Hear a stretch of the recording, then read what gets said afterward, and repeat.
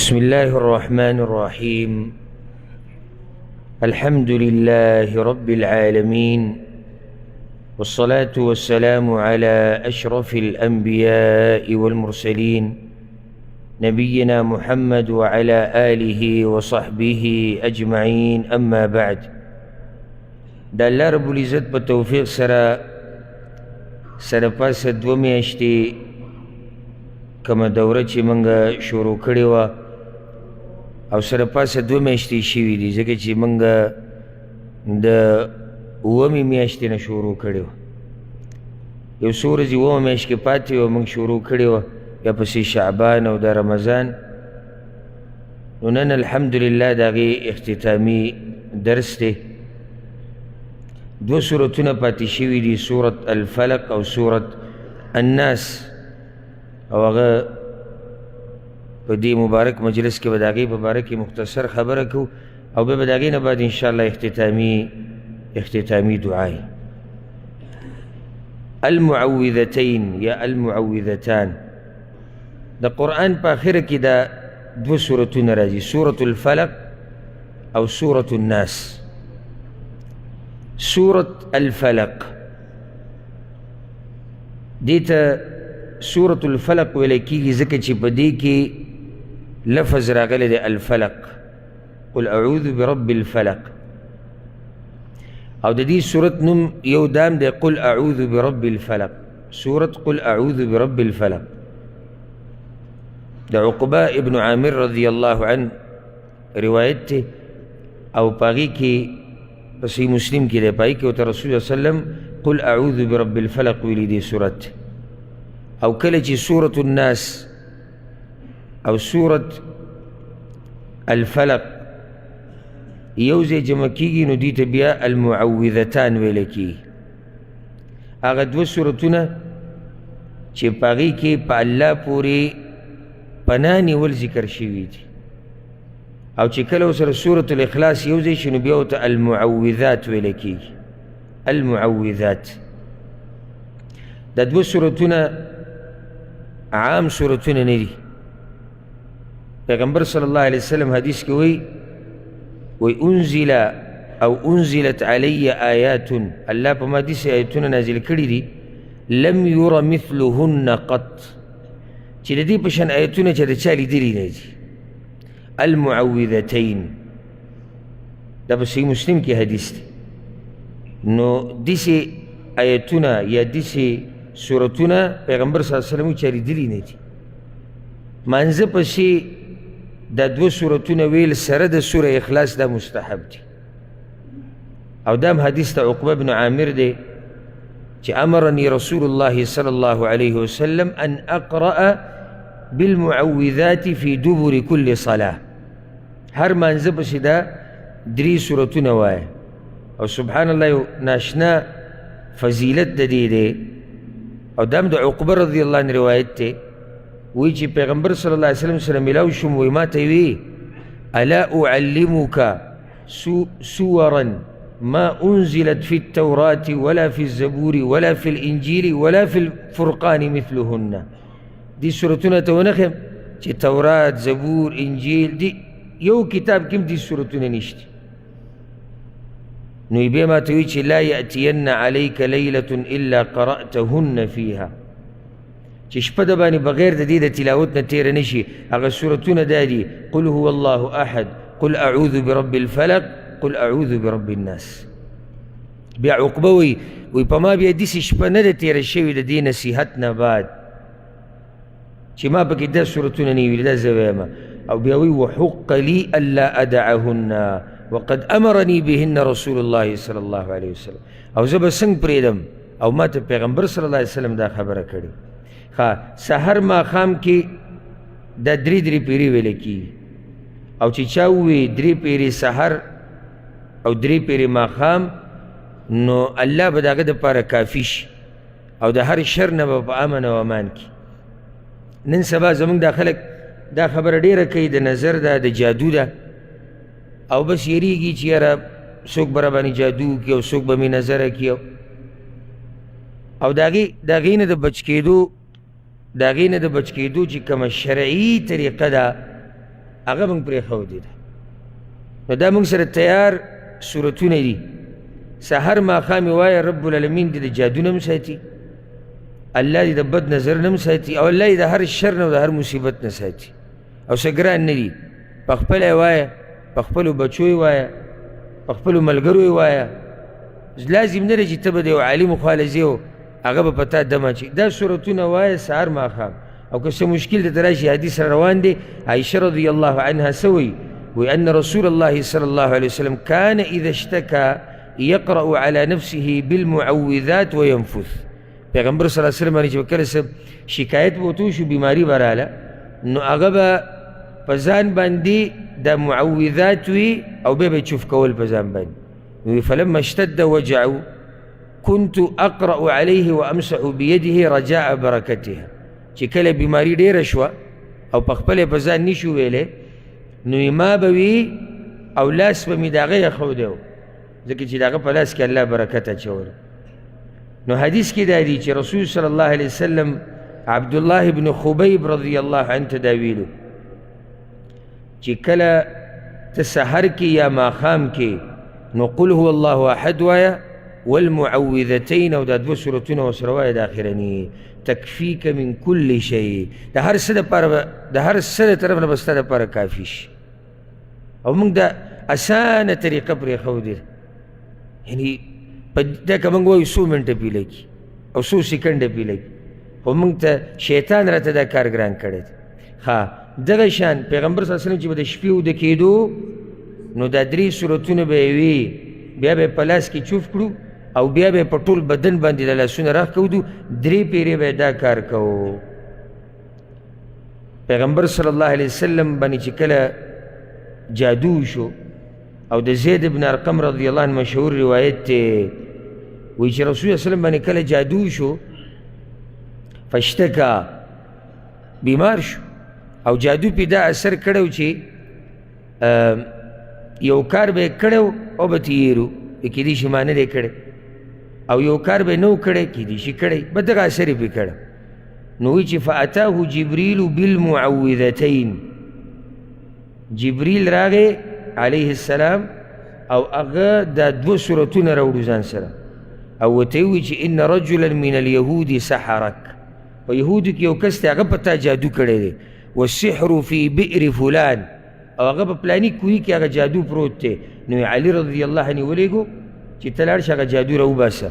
نو علي رضی الله عنه چې ورغی هغه یې راوویستو، منګز و د هغې نه یې ویښته تو کړي او په دې کې جادو کړی وی فامره ان یحل العقد، ورته یې وی علي دا کولاو که د غوټې ته کولاو که، وی چې غوټې ته کولاو کړی او قرآن یې پې لوستو، فجعل یقرأ ویحل، قرآن یې وی غوټه به یې کولاوله، قرآن یې وی غوټه یې کولاوله، حتى قام النبي صلى الله عليه وسلم كأنما انشط من عقال. نو پیغمبر صلی الله علیه وسلم را پاسېدو داسې لکه د په پړي باندې چې تړلی شوی او ازاد شي یو کس، داسې ازاد شو، ودرېد، ځکه چې غوټې ورته هغو اچولې وې. نو د دې دا فضیلت هم دی. دا کم ملګري چې د موبایلو شوق کوي، دا درس واورئ، اخري اختتامي درس دی، دعا کې شریک شي. موبایلو دا خبره دغه اهمه نه ده. کوم ملګرو چې دا کار ورته حواله شوی د هغه جدا ترتیب، هر سړی چې جیب نه موبایل اوس دومره قیمتي مجلس اختتامي د تفسیر او د رمضان کېدای شي د اخرنۍ مازدیګري د دې میاشتې رمضان او د دعا د قبلېدو وختونه، د برکت د نازلېدو وختونه، په هغې کې موږ موبایل کې مصروفه شو، نو دا به زمونږ لویه بدبختي. سورة الفلق دې کې د علماو اختلاف دی چې دا مکي دی او که دا مدني دی، او اکثر علما ترجیح دی ورکوي چې دا مکي دی، او بعض دا وایي چې دا مدني دی، او هر یو عالم په خپل ځای کې خپل دلایل بیان کړي دي چې دا مقام دغه تفصیل نه دی. مقصد د دې صورت او د دې راروان صورت په هغې ځان پوه کول پکار دی، هغه اسان دی چې الاستعاذة من جميع انواع الشرور عموما وخصوصا. څومره شرونه چې دي، څومره که هغه عام شرونه دي او که هغه خاص دي، په الله پورې پناه نیوه د دغه شرونو نه. سبب نزول علما دقه بیانوي د دې چې پیغمبر صلی الله علیه وسلم باندې څه شوی و؟ جادو شوی و، نو الله رب العزت دا راولېږل. او کم علما چې وایي چې دا سورتونه مکي دي نو هغوی دا مخکې نه نازل شوي خو بیا پیغمبر صلی الله علیه وسلم ته وښوی شو چې ته دا سورتونه په ځان باندې ووایه. أعوذ بالله من الشيطان الرجيم بسم الله الرحمن الرحيم قل أعوذ برب الفلق توایا پناه غواړم په رب د سبا پورې.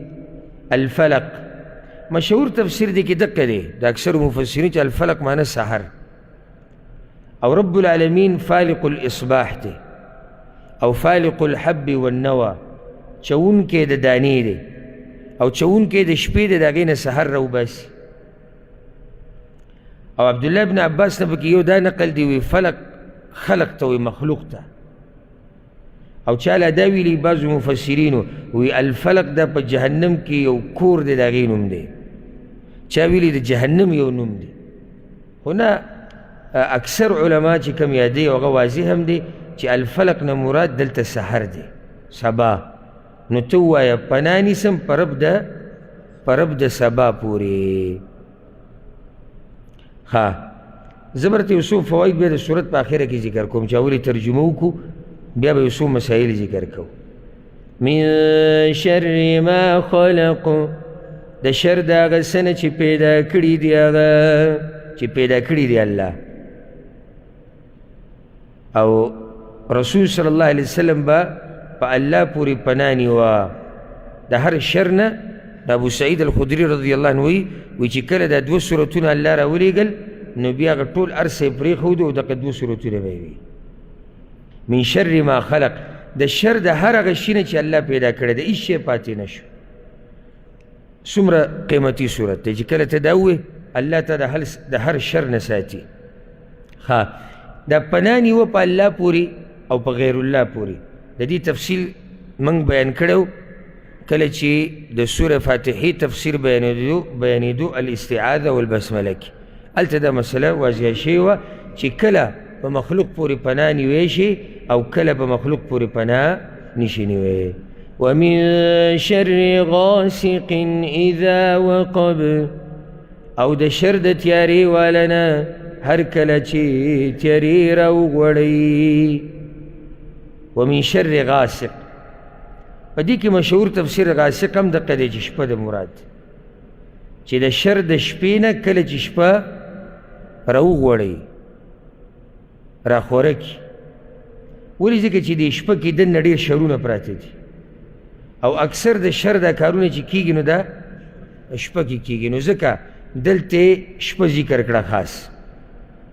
او حدیث کې داسې راځي امام ترمذي راوړی دی عائشه رضی الله عنها وی چې پیغمبر صلی الله علیه وسلم یو پیر سپومۍ ته وکتو وی به وی چې یا عائشه ای عائشې استعیذي بالله من شر هذا فإن هذا هو الغاسق اذا وقب. عائشې پناه نیسه په الله پورې د شر د دې نه.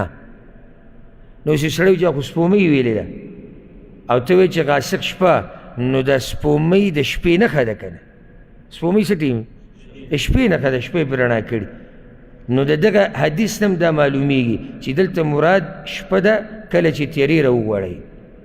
ومن شر النفاثات في العقد او د شر د پوکو کوونکو نه په غوټو کې د شر د پوکو کوونکو جادوګرو نه په غوټو کې چې د جادو دپاره یې تړي. ښه دلته یو فایده مناسبت څه دی دې کې سوچ پکار دی. مخکې ووی یا الله ما وساته د شر د شپې نه هر قسمه شر چې یا الله په شپه کې د ماتې وساته. اوس ته دا وایي چې یا الله د جادوګرانو د جادو نه مې وساته. مناسبت دا دی چې اکثر د جادوګران چې د خپل خباست کوي او په خلکو د کوډې منترې وایي نو دوی د شپې کوي چې څوک یې وینني نو ځکه په شپه پسې باز د جادوګرانو راغی. ومن شر النفاثات في العقد او د شر د پوکو کوونکو نه په غوټو کې. ومن شر حاسد اذا حسد او د شر د حسد کوونکي نه کله چې حسد ښکاره کي. اوس دې ځای ګوره یو فایده ټولو لپاره هغه دا چې مخکې ذکر کو جادو، د جادو نه مخکې ذکر که څه شپه، نو شپه بیا پسې جادو، بیا پسې حسد، او حسد کې نظر بد هم دننه راغی. نو مناسبت هغه دا دی چې اول سړی حسد شروع کی، دې ترتیب باندې هم داسې ویلی شي، د لاندې نه هم داسې برځي او د بر د شپې نه هم راتلی شي. سړی حسد کوي، نو د حسد د لاسه په جادو کې پرېوځي، او دا دواړه کارونه چې اکثر کېږي نو په څه کې کېږي؟ په شپه کې کېږي. د یو سړی به چې د جادو خو د شپې کېږي، دی به نو خو پوه شو، خو د حسد کیسې چل دی چې دا د شپې کېږي. نو اکثر دا سړی چې پردی سوچ کوي که نه، دی هله کوي چې کله تولۍ کې یوازې پروت وي، یعنې چې نورو سره ناستي نو بیا دا کیسې ډېرې مخې ته نه راځي، خو چې کله یوازې پرېوځي نو چې دا ولې یاره دا پلانې دومره ګټي، او دی ولې دومره خوري، او دی ولې داسې څکي، نو دا سوچونه سړي ته کله راځي چې کله دی یوازې شي. نو ځکه په دې پسې بیا حسد ذکر شو. ګوره دا خبره یاده کوي چې دا دوه صورتونه چې کله ته ووې، نو د دنیا د ځمکې په دې مخ داسې شر پاتې نه شو چې تا یاد کړی نه وي، چې دا دوه صورتونه ته ووې او الله نه دې دغه څه وغوښتو چې دې صورتونو کې دي، نو تا په رب العالمین پورې پناه ونیوه د هر قسمه شر نه. داسې څه شر نشته چې هغه تا نه پاتې شوی. ها دې ځای کې یو فایده بعض علما ذکر کوي، هغه دا وایي الله ولې دا درې شرونه ذکر کړو؟ شر د شپې، د جادو، حسد. ولې دا درې ذکر کړو؟ وایي وجه د هغې دا ده چې دا درې کارونه په پټه کېږي. دې شپې ته وګوره، شپه خو بخپله تیاره ده، جادو پټ دی، د هغې څه پته نه لګي، نظر بد شو یا حسد شو د هغې موږ ته پته نه لګي. کیدای شي ته په یو سړي باندې ښه ګمان کې چې یاره دا سړی خو زما رور دی او زما ملګری دی، او همدغه سړی تا سره څه کوي؟ هغه تا سره حسد کوي. نو ځکه دلته خصوصا دا درې شرونه، دا درې قسمه شرونه ذکر شو. ها دې کې یو بله خبره، او دا خبره سړي د زړه دا پردې نه دي، دې ته کوزېږي چې کله سړی په ځان پوه وکړي. الله بل نوم ونه وي، قل اعوذ برب الفلق، رب یې ووي، او بیا رب د سحر، هغه رب چې هغه چونکی د دانې دی، چونکی د شپې د سحر ترې وباسي. حکمت اوس واورئ، رب یې ووي. رب څه معنی ده؟ پالونکی، تربیت کوونکی دی. که چې تربیت یې کوي نو هم هغه به دې د شرونو نه ساتي. چې کوم رب ستا تربیت کوي، هغه رب به تا د مصیبت نه ساتي او تا ته به خیر در رسي، ځکه چې ستا تربیت کوي. نو ځکه دلته د الله دا نوم ذکر شو، رب. الفلق، الفلق یې ولې ووي؟ بل څه ولې نه یادول؟ او یا د الله یو بل صفت یې ولې نه یادو؟ نو جواب دا دی لکه څنګه چې رب العالمین د شپې دا تورې تیرې سیرې کي او د دې نه سحر راوباسي، نو دغه شان به ای مسلمانه تا ساتي د هر زینه به تا لپاره خیر راوباسي. که ستا په ګمان کې دی چې یاره دا کار خو ډېر ګران دی، نو دا داسې رب دی چې ده ته څه کار ګران نه دی، چې د تورې تیرې نه دله رڼا راوباسي. نو په تا چې دا کوم مصیبت راغلی دی دا تیاره ده، په دې پسې به الله څه راولي؟ الله به رڼا راولي، خو په شرط د دې چې ته دا صورت وي، او دا دی یقیني، او دا دی عقیدهی، او دغه د الله نه غواړي، نو په دې تیرو پسې به الله رڼا راولي. دا حکمت بعض علما دلته ذکر کوي، ځکه الله سحر ذکر کو، بل شی ذکر نه کو. نو سحر رڼا ده، او رڼا په تیرو پسې راځي. نو د جادوګر دا کوډې دا تیاره ده، حسدګر حسد تیاره ده، نظر بد تیاره ده، د شپې تیاره ده، پای کې چې څه کېږي هغه تیرېږي. نو دې ټولو تیارو نه بعد رڼا راوستونکی ذات هغه څوک دی؟ هغه الله دی. پوه شوې به که نه؟ خبل دلته مسله الله وی قل ووایه ته نو که چېرته موږ د الله په دې خبره عمل کوو نو بیا پکار چې موږ ووایو چې اعوذ برب الفلق که نه ځکه چې هلته خو دا امر دی نو لفظ د امر موږ سره بیا وایو مأمور به به وایو که قل اعوذ برب الفلق وایه دقه سوال سبحان الله یو حدیث کې راځي پیغمبر صلی الله علیه وسلم نه ابی بن کعب رضی الله عنه کړی و یا رسول الله الله تا ته ویلي دي چې وایه داسې نو موږ ورسره دا قول وایو وی ما ته وویې د جواب ته وګورئ ښه دقه جواب دا کوم چې پیغمبر صلی الله علیه وسلم ورکړی که داسې جوابونه موږ زده کړو که نه نو زموږ دا دین به الله رب العزت زموږ دپاره زموږ په زړونو کې په یو بهترین طریقې سره وساتي چې دا به نه ګډوډ کېږي وی ما ته وی چې قیل لی فقلتو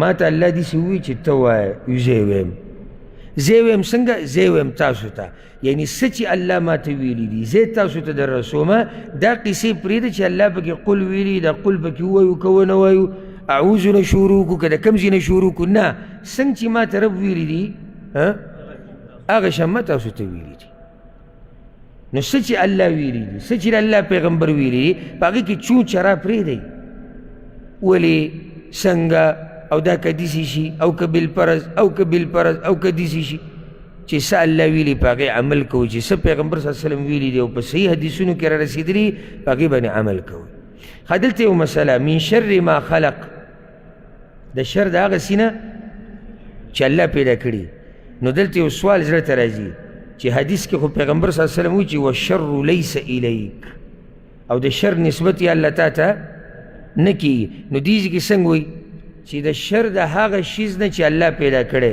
نو جواب د هغې واضح دی هغه دا چې یو د رب العالمین دا فعل دی دا کار او یو هغه مخلوق دی په چا چې دا کار وشو پوه شوې په دې کې یو فعل د الله دی بل څه شی دی هغه مخلوق په چا کې چې دا کار وشو فاعل الله دی کار هغه کړی نو په نسبت د الله په یو کار کې هم شر نشته په نسبت د مخلوق شر راځي مثال پې واله لکه الله لیکلی چې دا پلانې به بیماري یا د ده بچی به مریضه نو دا بچی چې مري الله ولې لیکلی موږ ته خو پته نشتي حکمت موږ ته نه دی معلوم خو حکمت هغې کې دا و دا صرف په کور دپاره وایو چې حکمت هغې کې دا و چې دا بچی بېدینه و د ده د لاس سره د د مور پلار په عذابېدو لکه څنګه چې قصه د موسی او د خضر علیهم السلام ده ښه دې پلار ته یې پته شتي نشتی مور ته پته نشتی په نسبت د الله دا فعل څه دی خیر دی که شر دی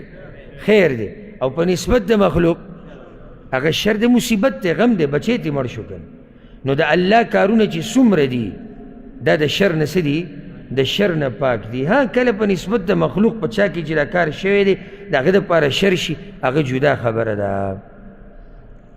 ښه دلته یو بله اهمه مسله چې نن سبا بعضې بیانوي هغه دا چې جادو اثر کوي جادو اثر کوي په اذن د الله دلیل به څه دی ومن شر النفاثات في العقد څنګه دې نه به څنګه دلیل لري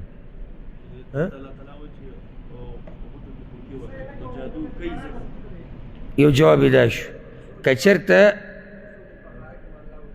سوره بقره کې هم تېر شي هلته هم دا تفصیل بیان شو خو که چېرته اثر یې نه کولی نو بیا ولې موږ ته الله وایي چې تاسو پناه وغواړئ زما نه د شر د جادو نه ولې چې شر یعنی جادو اثر نه کوي نو بیا ولې موږ الله ته وایو چې الله موږ ته وساته نو ځکه په دې ځای کې رد دی په معتزلو باندې او څوک چې د هغوی په لار روان دي ګمراه فرقې د جادو نه انکار کوي په محض دلیل څه دی عقل وایي ته چې دا ووایې جادو اثر کوي نو جادو خو مخلوق دی نو مخلوق چې اثر کوي په بدن کې نو تا شرک وکړو د کوم ځای نه به خبر راولي او په کوم ځای به یې ولګي مخامخ ورته کوم ناسي جاهلان هغو ته الټه سبحان الله هم ووایي څه ووایي سبحان الله پرون مې یو بیان اورېدو چې مخې ته خبر راغله یو بریلی مولوي صاحب ناست دی تپوس ترې کېږي چې تاسو چې دا وایي چې مړي ژوندي دي نو بیا یې خښئ ولې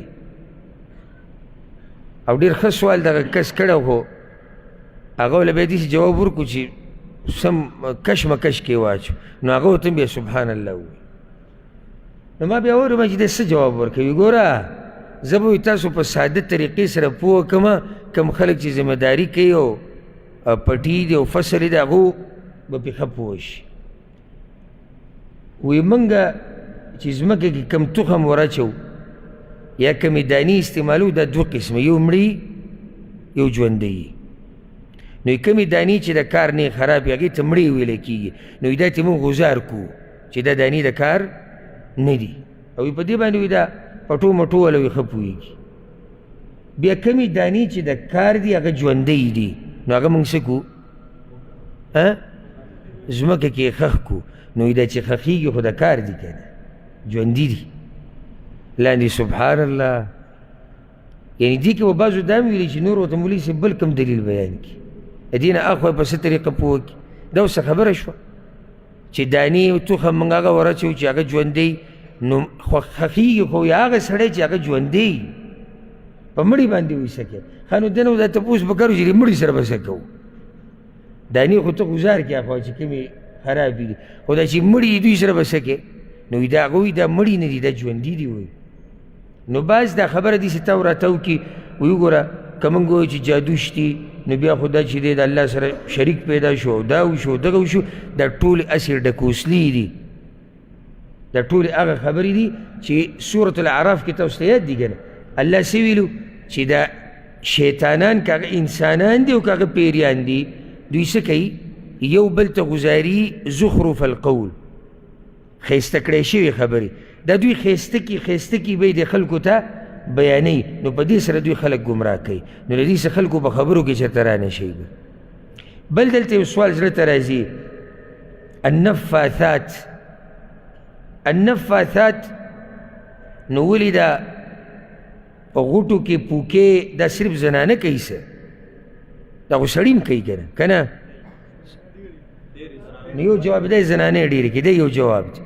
دویم جواب یې دا دی، دویم جواب چې دلته مراد هغه ارواح دي او نفسونه دي، نو د نفسونو جمع چې راولي بیا به نفاثات وي، یعنی هغه نفسونه یا هغه نفسونو والا چې پوکي کوي په څه کې؟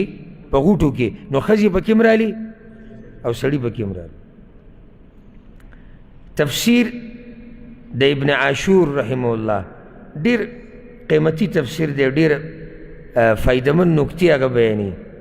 هغه پکې دا خبره هم ذکر کړې ده، وایي دا ښځې اکثر چې کله دوی د کور کار وکړي او یو څو کارونه یې هغه ختم کړي، نو بیا وایي د دوی نور څه کار نه وي. نو دا ښځې چې راجمع شي دغه قیسې کوي، په پلانې باندې کوډې وشوې او هغې کوډې کړې وې او هغې جدي څه وکړه او سبحان الله دی حقیقت ویلی ده او سور حقیقت ویلی د سور حقیقت ویلی، یعنې ښځو نور څه کار خو نه دغه قیسې کوي. او زموږ په معاشره کې چې وګورو د دې کوډو منترو او د جادو دا قیسې دا هم دا ښځې اکثر کوي. نو په ښځو کې دا کار د دې سړو نه څه دی؟ زیات دی. ومن شر حاسد اذا حسد، او شر د حسد کوونکي نه کله چې حسد راښکاره کړي، ځکه چې څو پورې چې پټ کړی نقصان دومره نه ورکوي، خو چې راښکاره کړي بیا څه وشي؟ بیا نقصان ورکوي. او زه به درته دا یو فایده ذکر کړم، بعضو علماو دا ذکر کړې ده، وایي څوک چې حسد کوي د خپل رب سره دشمني کړې ده، داسې ویلي، او څوک چې د حسد کوي د خپل رب نافرماني کړې ده، وایي په 5 طریقو سره یاد یې کوي. حسدګر دی دا یاد کړي، په 5 طریقو سره دی د الله نافرماني کوي. یو دا دی د هر هغه نعمت سره بغض لري چې به بل بنده راښکاره کېږي، او دا د الله نافرماني ده. دویم دی د الله په تقسیم باندې ناراضه دی چې یا الله ولې دې پلاني دا شی ورکړی، نو دویمه نافرماني. دریمه دی الله رب العزت فراخه فضل والا دی چې چاله څه ورکوي، او دی په فضل د الله باندې بخل کوي. لکه دا خو د الله فضل دی پراخه، پرې چې خلکو له ورکوي. دی اوس دا غواړي چې رب العالمین دا خپل فضل محدود کړي او د پلاني له ورنه کړي. بله د شیطان ملګرتیا کړي، ځکه چې شیطان هم دا غواړي. او بله د دې حسد د لاسه به دی خپل ورور ته څه کوي؟ نقصان به رسوي. نو دی بله نافرماني وکړه. نو څو نافرمانیانې شوې؟ 5. او دا ورسره یاد کوي چې حسد شروع د خپل ملګري نه کوي، اول دی ختموي بیا بل طرف ته ځي، خو دی په ځان باندې نه وي پوه. ځکه بعضو علماو 15 سزاګانې ذکر کړي دي ښه، وایي دا د حسد کوونکي ته په خپله میلاویږي خو دی پوهېږي نه. یوه سزا چې ده ته میلاویږي هغه داسې غم چې همیشه پکې دی پروت دی، نه ختمېدونکی غم. که دی بازار ته لاړ، که دی جومات ته راغی، که دی د ښځې سره که دی هر ځای کې دی، خو د غم نه ختمېږي. یعنې یو سړی د خپلې ښځې سره، بچو سره، خپلوانو سره کور کې ناست دی، ته به دا وایي چې یاره دی به خوشحاله، په غم کې دی چې ولې د پلاني دي شي او ولې هغه دي شي او ولې دا دي شي، نو نه ختمېدونکی غم. دویم په داسې مصیبت کې اخته دی چې اجر ورته هم نه میلاویږي. یعنې یو سړی داسې مصیبت کې اخته چې الله وله څه ورکوي، نو په دې غم ګورې تاسو دا مه وایئ چې موږ خو په غم کې اخته یو خو الله به راله اجر راکړي. په دې غمونو کې الله تعالی اجر نه درکوي، ځکه چې ته خو د الله په نافرمانۍ کې لګیا یې. نو درېیمه سزا د ده دا ده چې څوک یې صفت نه کوي، هر سړی بدي بیانوي. څلورمه سزا یې دا ده چې الله ترې ناراضه دی. پنځمه سزا دا ده چې کم سړی حسدګري رب العالمین دله توفیق نه ورکوي په دنیا کې او په آخرت کې. نو ځان ساتئ د څه نه؟ ځان ساتئ د حسد نه. دې کې یو بله دا خبره یاده کوي چې دا شر ټکی په دې کې څو پیرې راغی، شمارې کوي 4 پیرې. یو سړی وایي چې 4 پیرې ولې راځي، نو دا یاده کوي چې هر شر د دې بل نه جدا دی. هر ځای کې چې کوم شر ذکر شوی دی نو دا جدا شر دی د هغه یو نه، کوم چې مخکې دی او کوم چې وروستو دی. د هغې نه بعد دی سورة الناس. سورة الناس دې باره کې هم دقه شان اختلاف دی، څنګه چې سورة الفلق باره کې دی چې دا مکي دی او که دا مدني دی. اکثر علما دا وایي چې دا مکي دی. دې ته سورة الناس وایي او دې ته سورة قل اعوذ برب الناس وایي. او بعض فضایل د دې تیر شو چې هغه مخکې موږ ذکر کړو د څه سره؟ د سورة الفلق سره. اکه فضایل د دې هم دي. د دې مقصد هم دقه دی، الله پورې پناه نیوه د شر نه. خو شر او دشمن دا په 2 قسمه. یو دشمن هغه دی چې هغه ښکاره دی، بل دشمن هغه دی چې پټ دی، ته یې نه وینې. هلته چې کوم دشمنان ذکر شو هغه ته لیدی شي. اوس هغه دشمن الله رب العزت ذکر کوي چې هغه موږ نه یو، او د ده ضرر د هغوی د هغې نه ډېر دی. نو ځکه د دې شر دپاره مستقل صورت دی. هلته شرونه ډېر ذکر شو، دلته صرف یو شر دی بس، شیطان چې وسوسې اچوي د خلکو په سینو کې. ځکه چې دا شر د هغې نه څه دی؟ د هغې نه زیات دی. د شر د هغه دشمنانو نه کوم چې ذکر شو، ځکه چې هغه دشمنان چې اخته کړي دي په دغه شر کې چې تا ته یې در رسوي، هغه هم دې دشمن اخته کړي دي. نو بنیاد او جړله د شر هغه ابلیس دی او هغه شیطان دی. بسم الله الرحمن الرحیم قل اعوذ برب الناس. تو وایه پناه غواړم په رب د انسانانو، ملک الناس باچا د انسانانو، اله الناس حقدار د بندګۍ د انسانانو، من شر الوسواس د شر د وسوسې اچونکي نه، الخناس چې پټېدونکی دی، الذي يوسوس هغه چې وسوسې اچوي، في صدور الناس پسینو د انسانانو کې، من الجنة والناس د پیریانو او د انسانانو ندی. سورة الناس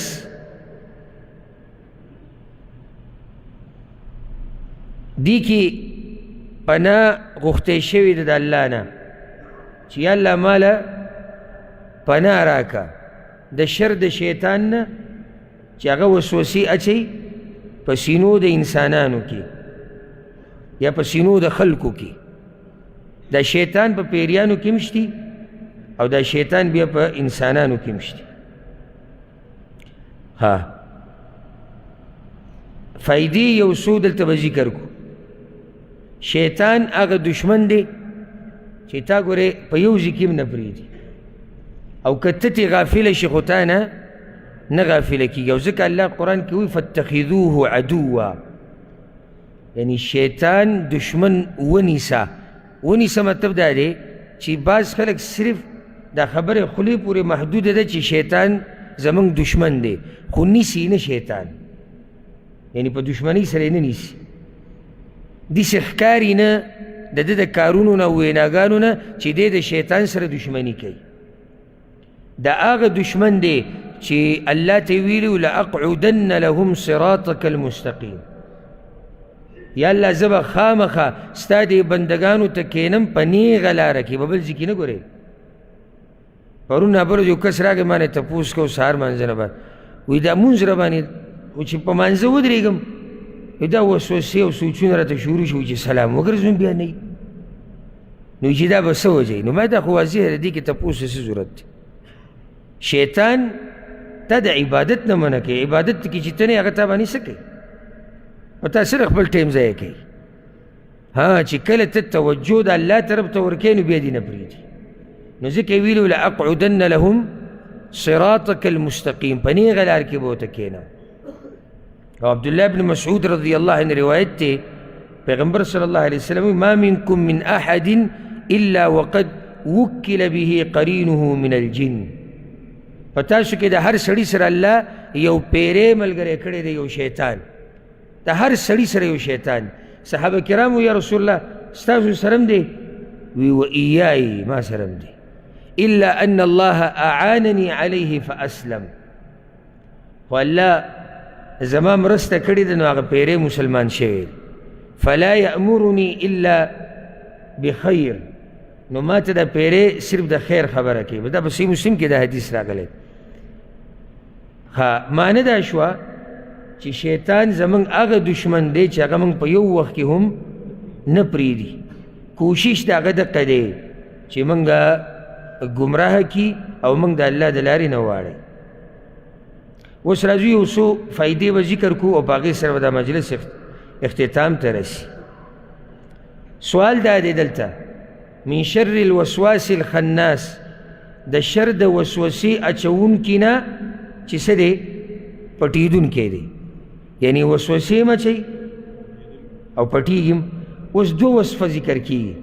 سوال دا راغی چې دې په منځ کې یعنی څه ټکراو نه راځي چې څنګه وسوسې مچوي او پټېږي هم. نو جواب د هغې دا شوی دی چې د هر مقام دپاره خپل مقالي. کله چې انسان غافله شي نو شیطان وسوسه وراچوي، او چې کله دی الله یاد کی نو دی بیا څه شي پټ شي، نو دی پټېږي او دی وسوسه وراچوي. مناسب ځای ته ګوري. په مورچه کې تا ته شیطان ناست دی چې کله موقع ومونده نو تا به ګمراه کوي. چې کله هم دی شیطان موقع ومونده، یوه موقع ګورې هغه نه ضایع کوي. ښه یوه موقع تا ته ناست دی بالمرصاد، خو که ته الله یاد کړي نو بیا به څه شي بیا به دنه پټ شي. دلته بله فایده هغه دا یاده کوي چې الوسواس ووی او بیا وسوسه الذي يوسوس، بیا د وسوسې ذکر وکړو. د دې دپاره تکرار وکړو چې ګوره یو څو پیري به درته یو وسوسه در اچوي.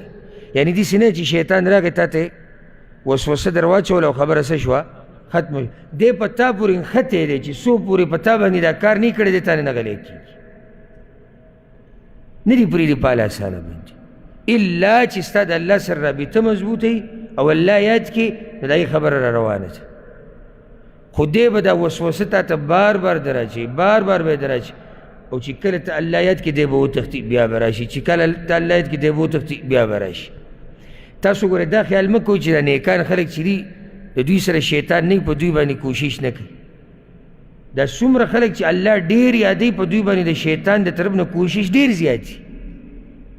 او ځکه بعضو علماء واسې دا خبره لیکلې د بعضو کتابونو کې چې یو عالم په خوب کې شیطان لیدلی او د هغه سره درې پړي یو ورسره ډېر غټ پړی و داسې یو د هغې نه لږ نری بل ډېر نری و نو یې تپوس دی چې به دې ته څه کې وایي دا پیړ پړی چې کوم دی دا معمولیانو له ساتلی ځکه چې دوی راړول څه دي ګران دي خو ګورې هغه مولیان چې الله یادوي هغوی له یې ساتلی دی هغه نه چې ګډوډ ګډوډ باندې هغه څه کوي نو د مولا عالم چې د الله نه یېرېږي د راړول ګران دي ځکه چې هر وخت دته الله یاد دی نو دا دویم هغوی له ساتلی چې څوک د دوی په لار دی طالب علم او دا دریم عوامو له دی چې کله مې زړه وغواړي ور وایي چې ورسره وایړي ځکه چې خو هغه علم ورسره نشته چې دی پې د الله نه ویېرېږي او ځکه الله وایي چې زما په بندګانو کې چې زما نه زیات یېرېږي نو هغه څوک دي هغه علما دي دلته بله ګوره دا خبره ذکر شو الخناس الخناس دی کې مبالغه ده په وزن د فعال یعنی ډېر پټېدونکی الله رب العزت موږ ته دې کې دا وایي دا قرآن ګوره ډېر د حکمتونو کتاب دی او که په دې طریقې سره سړی شروع کړي نظام چې 15 کاله کې هم نشي ختمولی چې هره خبرې سره سړی ودرېږي خو دا د دې علماو طریقه دا ده په هر دور کې هر زمانه کې او هر ملک کې چې کله یو کتاب شروع کوي نو په اوله کې تفصیل ډېر کوي او په آخره کې لږ وکړي منځ کې بیا تفصیل ډېر نه کوي ځکه چې ګرانه شي هره خبره کې تفصیل کوي یوازې دې خبره کې سوچ وکړئ رب العالمین موږ ته دا وایي الخناس دا ولې په وزن د فعال راوړو چې دې کې مبالغه ده ډېر پټېدونکی رب العالمین موږ ته وایي ګورې ستاسو د دشمن ګوره انتهایي بزدله دی خو که تاسو لږ ځان کې غیرت راولئ او ځان تکړه کوئ یعنې دی انتهایي پټېدونکی او تښتېدونکی دی بیا دا فایده ده کې وسوسه د شیطان یا الله ما وساته وسوسې د چا نه د شیطان شیطان ګوره تا څنګه ګډوډ کوي دا یاده کوي ښه شیطان اکثر انسان ګډوډ کوي د خیر په دروازه داسې تا ته ډایرکټ نه وایي چې تره پاسه کفر وکړه د نوح علیه السلام د قوم قصه ورته معلومه ده که موږ ذکر کړی و تفسیر چې څنګه به وکړي شرک راغی ګوره د کم ځینې یې پې لار راکولا وکړه وګو دا نیکان خلک وو او دا وګوره الله والا خلک وو او دا به تاسو الله ته نږدې دغه ځینې شروع اخره کې خبره به څه ودروله په شرک او په کفر باندې شیطان داسې لیونی نه دی داسې قمقلې مه ګڼئ ګورې اولنی کوشش د شیطان د ټولو نه زیات دا دی چې موږ شکیان کې زموږ په ایمان کې الله دې زموږ د ایمانونو حفاظت وکړي دا د ټولو نه غټ کوشش د شیطان دی چې ما ورته شکي کي په ایمان کې ځکه که په دې کې موږ شکیان شو نو خبره ټوله لاړه څه شوه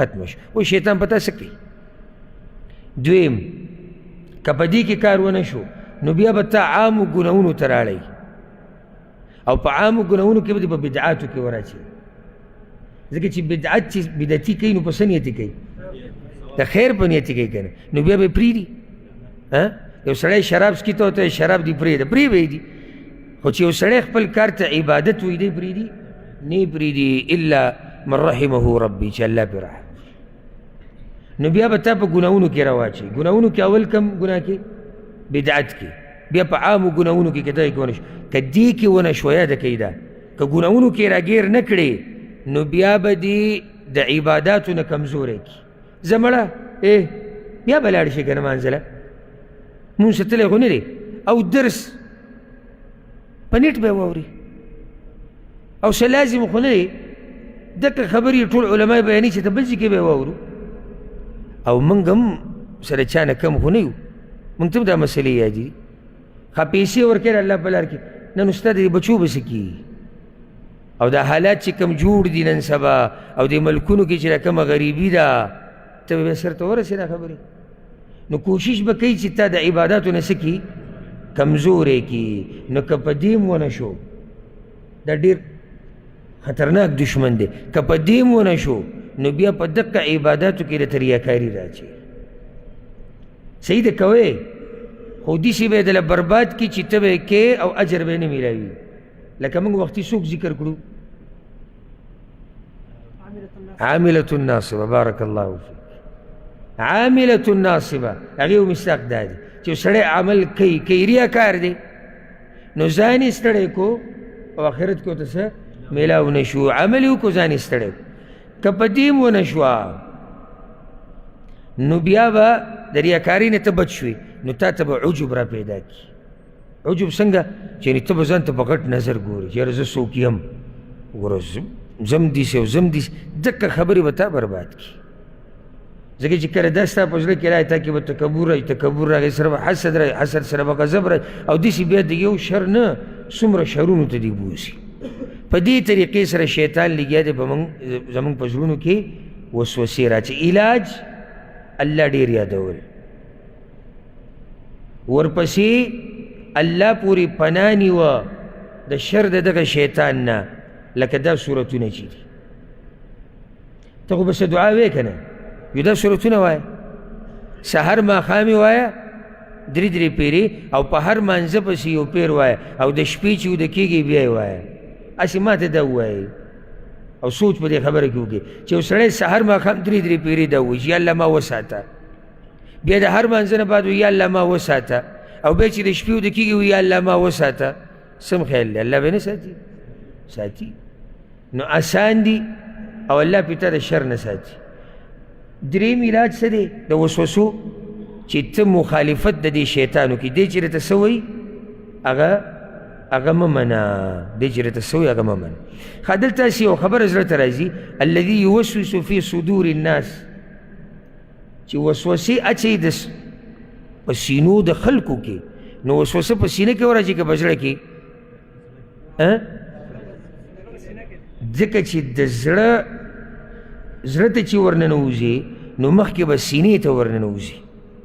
دا یو دروازه ده، یو پاټک دی، یا لکه څنګه چې بعض علما وایي فهو بمنزلة الدهلیز، پاټک دی چې څو پورې ته دغه ته سینې ته نه ورننوتې نو ته دننه زړه ته نشي ورتلی. نو ځکه یې سینه ذکر کړه، شروع د سینې نه کېږي نو بیا اخوا بیا زړه ته اوړي. ها دلته یو سوال بل زړه ته راځي، او دا مې ذهن ته راله اهمه مسله، ولې الله قرآن په دې 2 سورتونو ختم کړی دی؟ په کار دا چې دا ما دې 2 سورتونو په اوله کې ویلی، خو هلته رانه یېره شو. ولې؟ نو جواب یې واورئ. یو، حسد د چا سره کېږي؟ چې چا سره نعمت وي، داسې ووایه چې چا سره څه نعمت وي. ته چې دا ټول قرآن ووایې الله نعمت در نه کړو، نو کېدای شي خلک د سره حسد وکړي که نه؟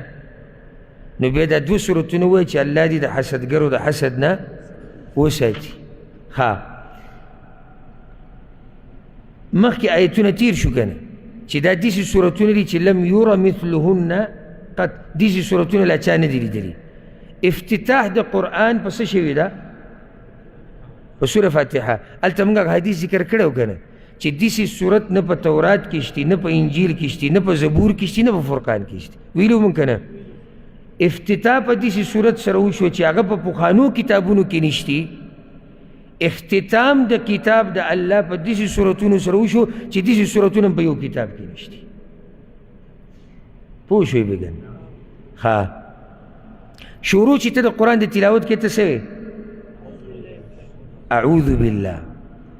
نو قرآن ته شروع کو په اعوذ بالله سره، ختم دی کو قل اعوذ برب الناس، قل اعوذ برب الفلق. یعنی ته مکمل د الله په حفاظت کې شوې. په اوله کې دې مو یا الله د شیطان نه مې وساته، اخره کې دې مو یا الله د شیطان نه مې وساته. بله دا پکې بله زیات څلورم واله، ته چې کله قرآن دې واورېدو اوس په عمل کې که نه به کې به که نه؟ شیطان به تا عمل ته نه پرېږدي. نو دا 2 سورتونه ووایه چې الله دې د شیطان نه وساتي. ها ګوره دا وسوسه دومره خطرناکه ده، دومره خطرناکه چې یو شر ذکر شو. دې صورت کې څو شرونه دي؟ یو شر دی، او هغه څه دی؟ د شیطان وسوسې. او د الله 3 نومونه ذکر شوي دي: رب، ملک، اله. نو 3 نومونه د الله ذکر کېږي او شر یو دی. دلالت کوي په دې باندې چې دا شر ډېر خطرناک دی. یعنې هلته صرف د الله دغه یو نوم ذکر شوی، رب، قل اعوذ برب الفلق، او شرونه ډېرو. دلته شر یو دی او او د الله نومونه ډېر ذکر شوي او بیا دې کې یو فایده به ورته ذکر کړو دا سم د الله د نوم خبره ده چې رب ملک اله او ځکه ما تاسو ته په دوره کې به مخه وی که نه چې داسې سوچ مه کوئ چې د الله دا کتاب داسې بې ترتیبه دی او چې څه بس راغلي دي راغلي هره خبره کې دې کې مبالغه نه ده په هر ټکي کې حکمت دی حرف کې لفظ نه حرف کې حکمت دی ولې مخکې رب ذکر کو بیا ملک ذکر کو بیا اله ذکر کو جواب رب ټکې دا د انسان دپاره هم استعمالېدی شي رب مشر ته وایي سید ته وایي که مالک ته وایي نو رب د کور څه مطلب دی مالک د کور رب د دې مری غلام یعنی سید د دې غلام ویلی کېدی شي که نه شي او دا ډېر دي د دې خلک څه دي ډېر دي رب د دې ګاډي رب د دې کور که په دې معنی سره یې وي ښه نو دا عام استعمالېږي بیا ملک له راشه باچا نو د باچا اطلاق په نسبت د رب لږ کېږي باچایان ډېر دي که لږ دي لږ دي دا اوس خاص شوه نو الله رب دی میره دا خو مخلوقاتو کې هم داسې خلک شته چې هغوی باندې دا ټکی ورته ته ویلی شي خو مقید چې ته رب د څه شي دی هغه به ووایې عام داسې مطلق نه شي ویلی رب مطلق رب څوک دی هغه الله دی اوس باچایي له راشه الله باچا دی نو باچایان خو بس په دې خلکو کې هم شتي که نه نشتي شتي نو راشه اله له معبود د خلکو دی څوک نشتي څوک شتي نو د لاندې نه ته بره لاړې الله رب دی نو څه دی باچا دی نو بیا څه دی معبود دی او داسې هم ته ویلی شي چې الله رب دی زمونږ تربیت کوي او تربیت به زمونږ کوي ځکه چې زمونږ څه دی باچا دی او چې زمونږ تربیت کوي او زمونږ باچا دی نو بیا د عبادت حقدار هم دغه یو رب دی پوه شوې که نه ښه دلته یو څو خبرې به اخرني ذکر کو یا اخرني خبره به ذکر کو پرې چې دا مجلس نور اوږد نه شي من الجنة والناس د دې ترجمه چې کوي او تفسیر چې کوي نو په دې ځان پوه وکړه مخکې دي الذي يوسوس في صدور الناس هغه شیطان چې په سینو کې د خلکو په سینو کې وسوسې ورچوي من الجنة والناس د پیریانو او د انسانانو نه دي نو یا خو دلته مطلب دا دی دا وسوسې چې د خلکو په انسانانو د خلکو په سینو کې ورچوي نو دا څوک دي پیریان هم دي انسانان هم دي او دا معروفه مشهوره معنی د عوام هم په دې پوهېږي وایي شیطان په انسانانو کې هم شتي او په پیریانو کې هم دی دا صحیح خبره ده وسوسې ستا زړه ته صرف پیری نه راچوي انسان هم راچوي او انسان خطرناک دی د پیري نه حدیث کې دا دی چې کله ته الله یاد کړي نو شیطان څه شي وتښتي او د بل سره به څه کوي کله د باندې داسې کلک شي چې څو پورې ته تباه کړی نه پرېږدي نه د انسان نو دی به په څه ځغلی بل داسې ترجمه او تفسیر دا واله وی دا بیان د الناس دی وضاحت د الناس دی یا الله ما وساته د هغه شیطان نه چې هغه وسوسې ورچوي په سینو د خلکو کې فی صدور الناس دا خلک څوک دي په پیریانو کې دي او په انسانانو کې دي پوه شوې یعنی پیری یعنی شیطان وسوسه ورچوي انسانانو ته او پیریانو ته نو کومو پیریانو ته وسوسې ورچوي چې کوم مسلمانان دي هغوی ته هم ورچوي که نه هغه د ده خو دا هم کوشش دی چې هغوی د دې نه څه شي هغوی د دې نه واوري ښه دلته بله فایده عربی لغت طریقه دا ده چې یو پیر نوم ذکر شي اظهار شي نو بیا اضمار کیږي بیا هغې ته بیا ضمیر راجع کوي خو دلته هر ځای کې الله خپل نوم یاد کړی دی او بله دا چې دا خلک بیا ذکر کړي دي نو چې یو پیری وي برب الناس رب د انسانانو نو بیا داسې هم ویلی شو چې ملکهم باچا د هغوی الههم حقدار د بندګۍ د هغوی ویلی شو که نه شو ویلی په هر ځای کې الناس بیا ولې ووی د دې دپاره والله اعلم چې تأکید د ربوبیت کوي چې رب العالمین د دې ټولو انسانانو مالک دی خالق دی معبود دی رب دی بیا تا ته وایي دی بیا تا ته وایي دی او دی او دی نو ذکر ته ځای په ځای دا ټکې بیا را یادوي من الجنة والناس. په دې سره د الله سبحانه وتعالی د کلام د اختتام ته ورسېد او په دې سره زموږ هغه خوږ سفر چې هغه موږ شروع کړی و تقریبا څه د پاسه 2 میاشتې مخکې او نن د الله په توفیق سره او د الله په رحم او کرم سره هغه اختتام ته راورسېدو او دا د الله نعمت دی او احسان دی چې انسان له دومره عمر ورکړي او بیا د له عمر درکړي او په هغه عمر کې د خپل کتاب سره کښېنئ او بیا دې په هغه کتاب باندې پوهه کړي او بیا په دې مبارکه میاشت کې نو موږ به د الله کم نعمت رایادو. یو نعمت خو نه دی ګن، عمر یې راله راکړو، روغ صحت یې راکړو، توفیق یې راکړو قرآن ته د ناستې د هغې د اورېدو او هغه هم د رمضان په میاشت کې او هغه هم څه د پاسه 2 میاشتې. یعنې دا دومره غټ نعمت دی چې بل داسې نعمت نشتی چې څوک یاد کړي چې یاره دغه نعمت او دا نعمت. د دې نعمت سره مقابله کوونکې کم نعمت دنیا کې داسې دی چې ما دې تاسو را یاد کړي چې الله یو سړي له توفیق د دیندارۍ ورکړي، د عبادت، د کلام د هغه د زده کولو د قرآن. تاسو ته ما بار بار وی کله چې ما ولکې شروع کړه ما صبر کوئ او دا ورځې به تېرې شي او بیا به ګوره دې پسې ارمان کوئ او دا په مخه به مې ته وي ما چې دوی جذبه را ډېره شي او دا به ما ځان ته م وي دا ګران کار دی، ډېر ګران کار دی. او بیا په روجې کې د روجې په خوله ماسپښین نه د ماښام بانګه پورې کېناسته نه دا ما ځان ته م وي چې یو څو ورځې دي ایام معدودات او بیا به تېرې شي او هغه تېرې شوي. نو چې څوک موږ سره ناستو د اولې ورځې نه د اوسه پورې څه خوشبخته انسان څومره ښکلی وخت یې تېر دا وخت ګورې په هغو باندې هم تېر شو کوم چې نه دي شریک شوي که نه په هغوی هم تېر شو په موت هم تېر شو روجه هغوی هم نیولې وه موت هم نیولې وه خو ته فرق ته وګوره په هغوی څنګه تېر شو په تا څنګه تېر شو چې تا الله ته مخامخ شي او ستا په عملنامه کې دا پراته وي چې د روجې په خوله د ماسپښین نه ته ناست وي شونډې دې وچې وي کله دې په ملا درلاتو کله دې په خپه کله دې خپه غځوله کله دې لاس غځو کله په سر بوج کله تکلیف کله بلډ پریشر کمیږي های کېږي کله شوګر کمیږي های کېږي او دا ستا په تله کې پراته وي ستا څه خیال دی چې الله ربالعزت به له څه درکوي صرف روجه حدیث کې راځي الله وایي حدیث قدسي دی چې روجه دا د زما دپاره نیولې د دې اجر زه چاته نه ښیم د روجې اجر الله چاته نه ښي ته ورسره اضافه که دا عبادت چې روجه دې داسې تېره کړي نو څومره بې شماره اجرونه به دله الله درکړي.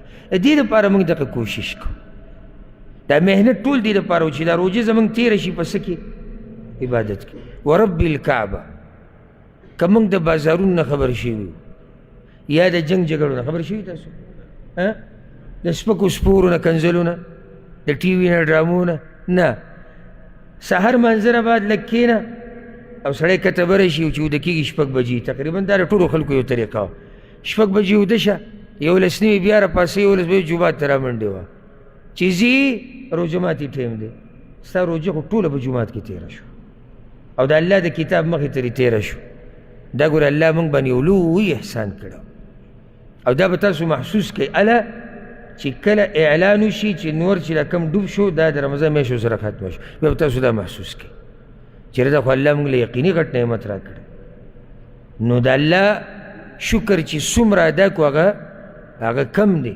الله ربالعزت دې موږ نه محرومه کوي د داسې نعمتونو نه او الله دې بار بار موږ له توفیق راکړي چې د هغه دې کتاب ته کینو او زده یې کړو. اختتامي دعا